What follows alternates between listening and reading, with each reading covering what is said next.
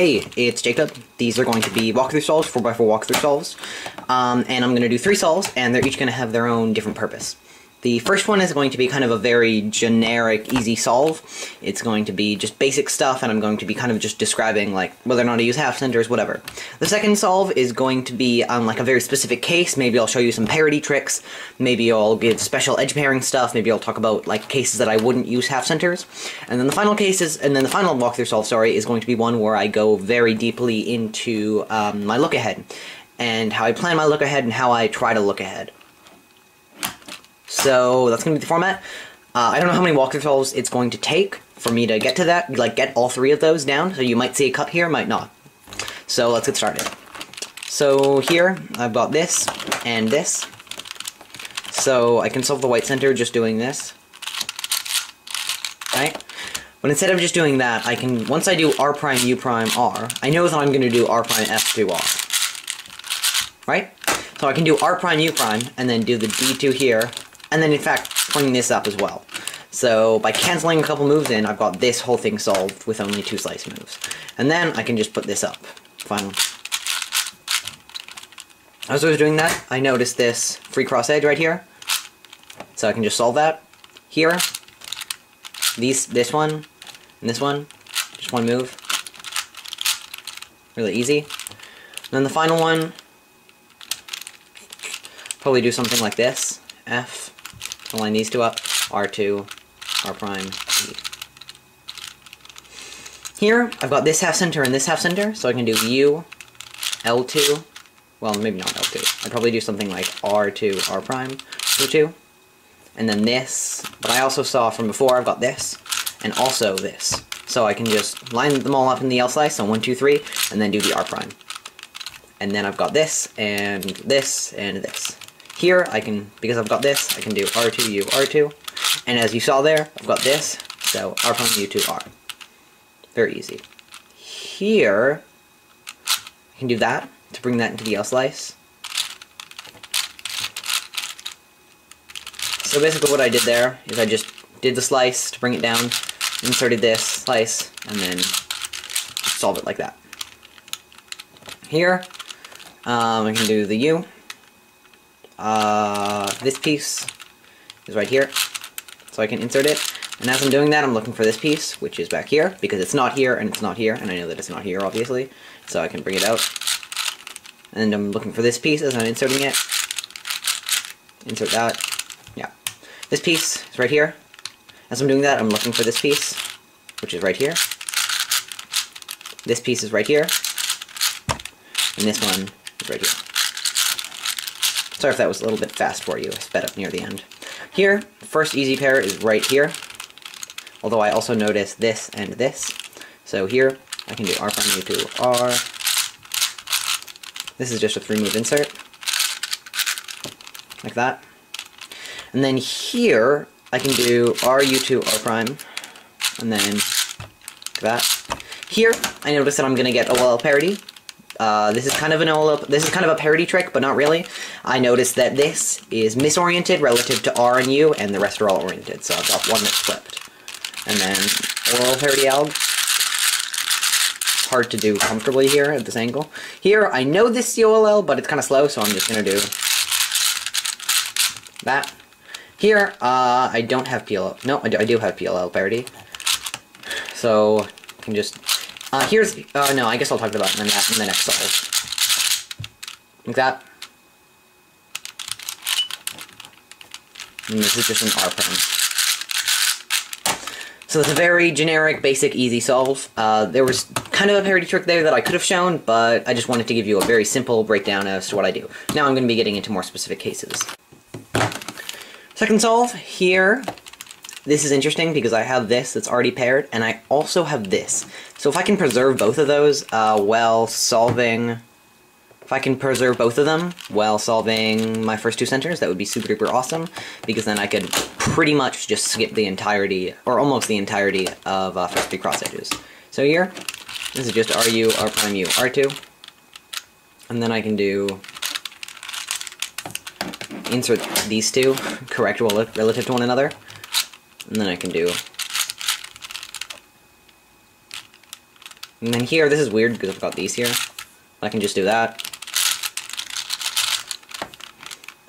So, make that bar. I'll prime you 2L. Easy peasy. Then here, there's not... Nah, this is okay. I can just do with these, U2, R prime, and then that. Here, interesting, I've got this, and if I do U prime, L prime, made 2 bars at once, so I can do U prime, to line those 2 in the L slice, and then put that one in the L slice. I'm going to do blue first because it's on the bottom and it'll make my life easier.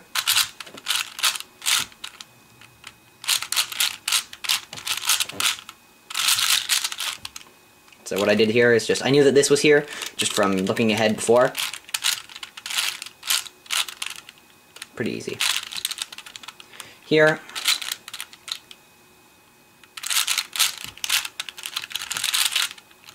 really easy. I'm going to set up a special case.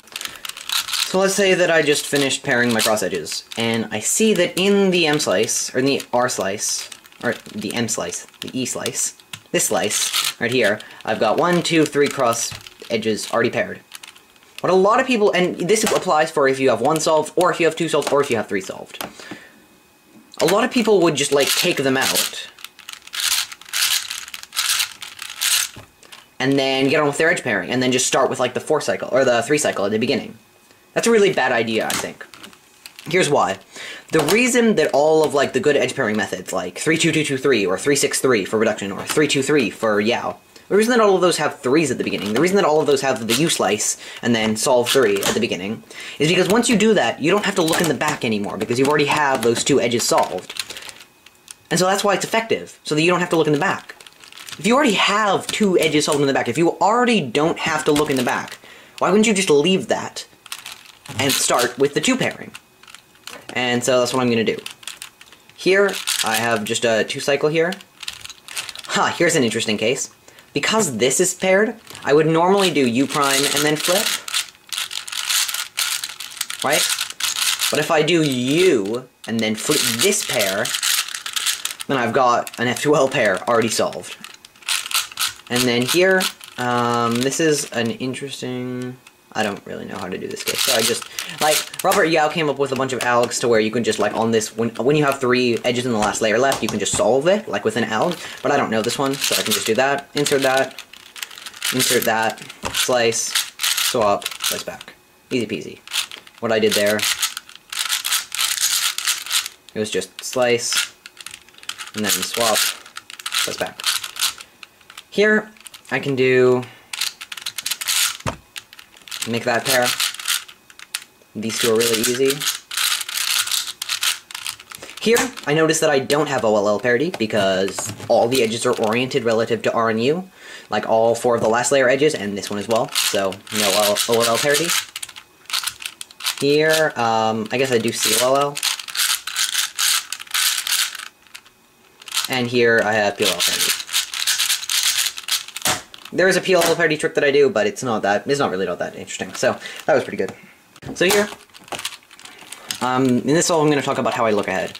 So this kind of, and looking ahead this much also allows you to do more optimal solutions.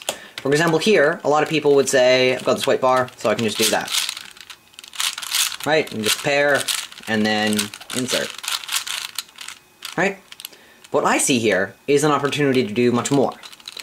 I see an opportunity to do, like, only 2 moves more, neither of them slice moves, and also get a bar up here. How am I going to do that? How I'm going to do that is I'm going to do an L and a U, and then execute the moves.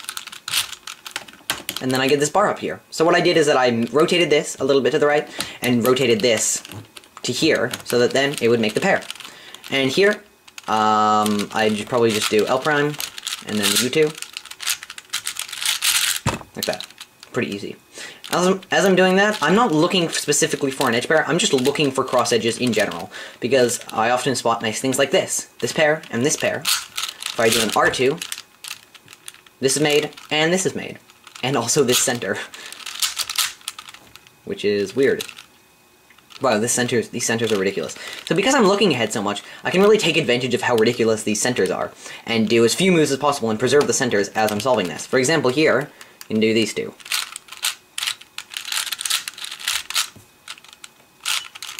Do the R prime, solve this. Do you two put this in the L slice, and then solve my blue center, and then solve the last two centers. Really easy. That was just... It was just a case like that. Or like that. Like that. Here, I can do slice, insert, slice back, and then solve. Here, nice. Two edges already solved here. Slice, as so the thing that I do when I start my slice is that I look at both of these edge pairs, because, for example, if I have a case like, I normally slice with a U, but if I have a case like, this, obviously I'm going to slice with a U prime, because it gives me that free pair. And the other thing is that if I see, let me set up this case.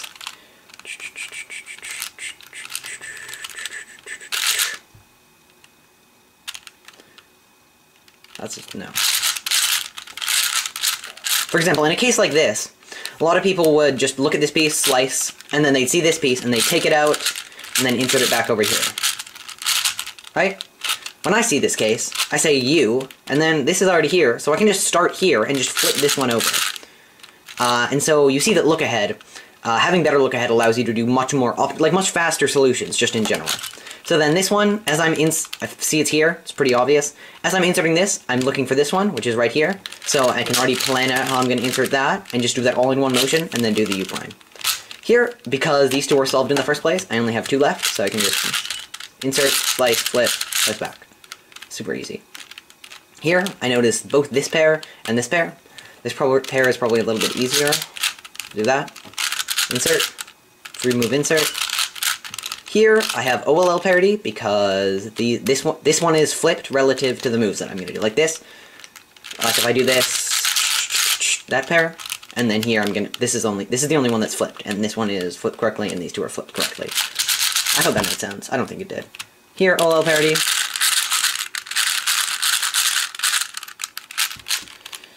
Here, I just do soon, and then PLL parity right here. And a lot of people, they just do, slower people just do PLL parity, and then deal with the U-perm, which is a terrible, terrible idea, because you can just do a setup move, like this, put them opposite to each other, do the PLL parity, and then undo the setup move, which is way, way, way faster. So I hope that you guys better understand, after all of my videos, how to improve at Yao, why Yao is so effective, how to abuse Yao, take it to your advantage, how to look ahead better in Yao. I hope that you just have a better understanding of how to use Yao on 4x4, and how to improve at it. I really appreciate you guys watching all my videos. Thank you, Noah, for letting me be part of Cubing World. Sorry that this video is kind of late. I've been really busy with, tons of stuff going on. But thank you again, everyone, for watching all my videos. I appreciate all your support so much. And thanks for watching. I'll see you guys on my channel, maybe. Bye.